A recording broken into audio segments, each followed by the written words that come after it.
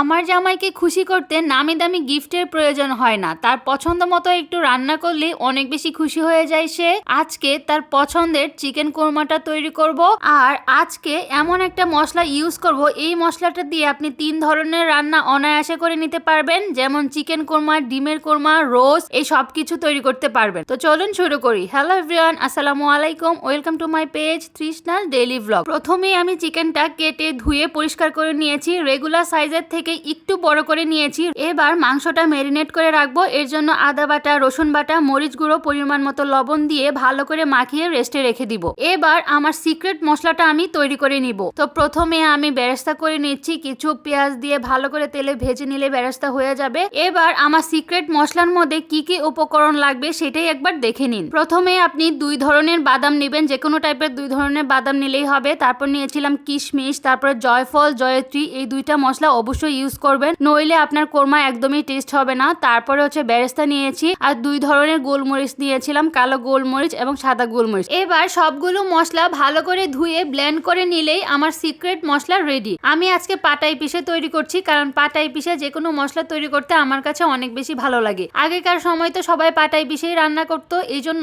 তখনকার রান্নাগুলো অনেক বেশি মজা হতো। এখন তো সবাই ব্লেন্ডারে করে, তাই টেস্ট বেশি একটা হয় না। তো যাই হোক, আমার কাছে পাটাই পিষেই রান্না করতে বেশি ভালো লাগে, এই জন্য আমি করে নিচ্ছি। এভাবে করে আমি সবগুলো মশলা পিষে নিয়েছি খুব ভালো করে। আপনারা চাইলে এই মশলাটা এভাবে অনেকগুলো করে ডিপ করতে পারেন, যখন যেই রান্নাটা করবেন একটু করে দিয়ে দিলেই হয়ে যাবে, অনেক বেশি ঝামেলা মুক্ত হবেন তখন। তো এবার চলে আসলাম আমার রান্না করার জন্য। প্রথমে একটা হাঁড়ি বসিয়ে দিয়েছি, এবার পরিমাণ মতো তেল দিয়েছি, দিয়ে আমার ম্যারিনেট করা মাংসটা, মুরগিটা আমি ভেজে নিব। হালকা করে ভাজলেই হবে, খুব বেশি কড়া করে ভাজার কোনো দরকার নেই, তাহলে অনেক বেশি টেস্ট হয়। এই কোরমাটা আমাদের বাসায় সবাই অনেক বেশি পছন্দ করে, বিশেষ করে পোলাওয়ের সঙ্গে খেতে অনেক বেশি মজা হয়। বাসার ছোট থেকে বড় সবাই অনেক বেশি পছন্দ করে। আমার সবগুলো মুরগি ভাজা হয়ে গেলে ওই কড়াইটার মধ্যে আরেকটু তেল দিয়ে সব ধরনের গরম মশলা দিয়ে দিচ্ছি। এখানে তেজপাতা, এলাচ, দারচিনি সবকিছু দিয়ে একটু নাড়িয়ে চাড়িয়ে নিয়েছি। ভালো করে নাড়িয়ে নিলে ফ্লেভারটা অনেক সুন্দর বের হয়ে যায়। তারপর কুচানো পেঁয়াজ দিয়েছি, এটাও ব্রাউন হয়ে আসলে এবার একটু পানি দিয়ে দিলাম। পানিটা দিয়ে ভালো করে নাড়িয়ে দিয়েছি। এবার বাটা মশলা দিয়ে দিচ্ছি,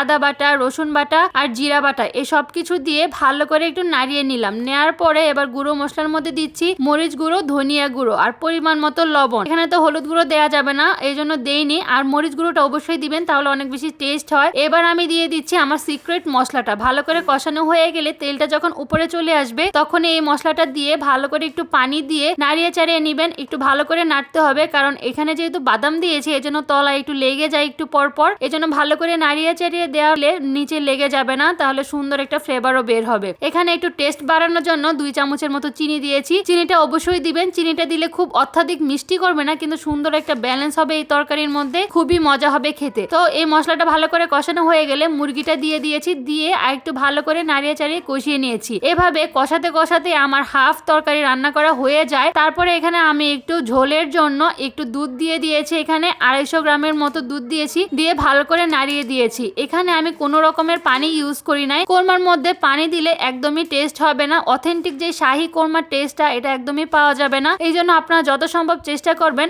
পানিটা অ্যাভয়েড করার জন্য। তো আমি লিকুইড রেখেছি হালকা, যেহেতু কোরমা রান্না করেছি এই জন্য হালকা হালকা ঝোল রেখেছি। আপনারা চাইলে একটু ঘন করে নিতে পারেন, তবে রোস্ট যদি রান্না করেন তাহলে একদমই শুকিয়ে নিবেন, তাহলে অনেক বেশি ওটা ভালো হয়। আমি যেহেতু আজকে কোরমা রান্না করেছি এই জন্য হালকা হালকা ঝোল রেখেছি। এই তো আমার ফাইনাল রেজাল্ট। কোরমার দেখতে অনেক বেশি ইয়ামি লাগছে, আর খেতে অনেক বেশি মজা হয়েছিল, সবাই তো অনেক বেশি পছন্দ করেছে। তো আজকের মতো এই পর্যন্তই, আল্লাহ হাফেজ।